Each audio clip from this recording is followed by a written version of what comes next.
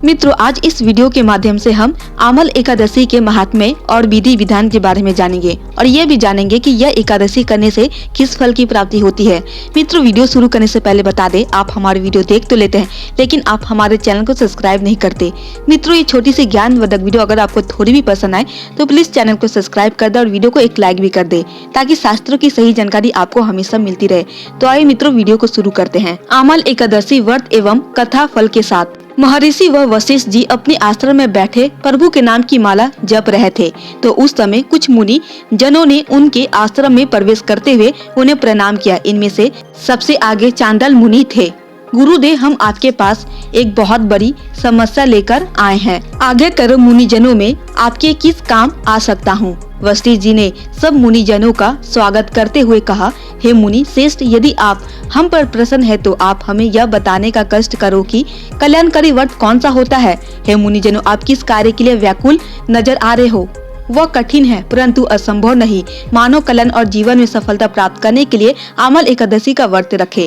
महर्षि वशिष्ठ जी, क्या आप हमें आमल एकादशी की विधि और कथा सुना सकते हैं? क्यों नहीं, ऐसे शुभ काम के लिए तो हम मुनिजन हर समय तैयार रहते हैं। तो सुनो आमल एकादशी व्रत कथा। मुनिवरों, आमल का व्रत सब व्रतों से उत्तम तथा मोक्ष देने वाला है। यह व्रत फाल्गुन शुक्ल पक्ष की एकादशी को रखा जाता है। इस व्रत का पुण्य 1000 गौदान जितना मिलता है। इसी विषय को लेकर मैं आपकी एक पुरानी कथा सुनाता हूँ।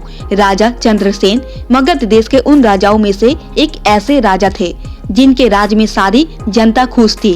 उस राज्य में सब लोग एकादशी का व्रत करते थे। एक बार फाल्गुन मास के शुक्ल पक्ष की आमल नौमी एकादशी आई। उस दिन राजा से प्रजा तक, बूढ़े से बालक तक सबने खुशी खुशी उस एकादशी का व्रत रखा। राजा अपनी प्रजा के साथ महा एकादशी के मंदिर पूजा करने गया। वहां पर उसने पूर्ण कुंभ स्थापित करके तथा धूप दीप नैवेद्य पंचरथ छत्र आदि से एकादशी पूजन किया। उनके साथ साथ जनता के लोग मिलकर उपासना करने लगे। हे तात्री, आप ब्राह्मण स्वरूप हो, सब पापों को नष्ट करने वाली आप ही हैं। हम सब आपको प्रणाम करते हैं। आपको रामचंद्र जी ने सम्मानित किया था। हम आपसे प्रार्थना करते हैं कि हमारे सब पापों को नष्ट कर दो, हमें पूर्ण शांति दो, ज्ञान दो कि हम संसार में अच्छे कर्म कर सके। माँ एकादशी की पूजा पूरी रात चलती रही थी तो आधी रात के समय एक दुष्ट मंदिर के अंदर आया। वो भूखा था परंतु फिर भी सब लोगों के साथ मिलकर एकादशी आराधना करने लगा। पूरी रात ही एकादशी पूजन होता रहा। सुबह होते ही सब लोग अपने अपने घर को चले गए। इनमें वो दुष्ट भी था। 1 वर्ष बीत जाने के बाद वह दुष्ट की मृत्यु हो गई। धर्मराज के पास जाकर जब उसका जीवन खाता देखा गया तो उस दुष्ट के सारे ही पाप एक रात की एकादशी पूजा के कारण धुल गए थे। उसी के शुभ कर्मों का यह फल मिला कि उसका अगला जन्म राजा वीर सिंह के घर में हुआ। राजकुमार चंद्रभान जब बड़ा होकर गद्दी पर बैठे तो वो ऐसा कर्मवीर बना कि देश के कोने कोने में उसका नाम हो गया। राजा चंद्रभान के राज में एक दिन नारद जी भ्रमण करते हुए पहुंचे तो राजा ने उन्हें बड़े सम्मान के साथ महल में रखा। उनकी सेवा में कोई कमी ना रखी। नारद जी राजा की इस सेवा से बड़े ही प्रसन्न हुए।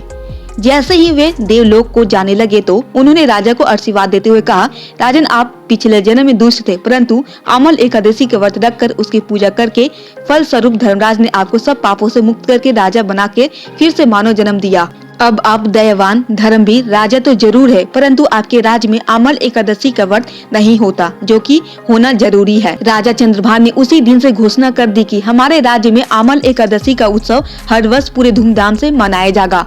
वशिष्ठ जी से आमल एकादशी की व्रत कथा सुन सब मुनिजन एकादशी की जय जयकार करते चले गए। तो मित्रों, यह थी आमल एकादशी की महत्व। उम्मीद करते कि यह जानने के बाद आप भी बड़े धूमधाम के साथ इस आमल एकादशी को मनाएंगे। मित्रों, वीडियो पसंद आई हो तो प्लीज चैनल को सब्सक्राइब और वीडियो को एक लाइक भी कर दे।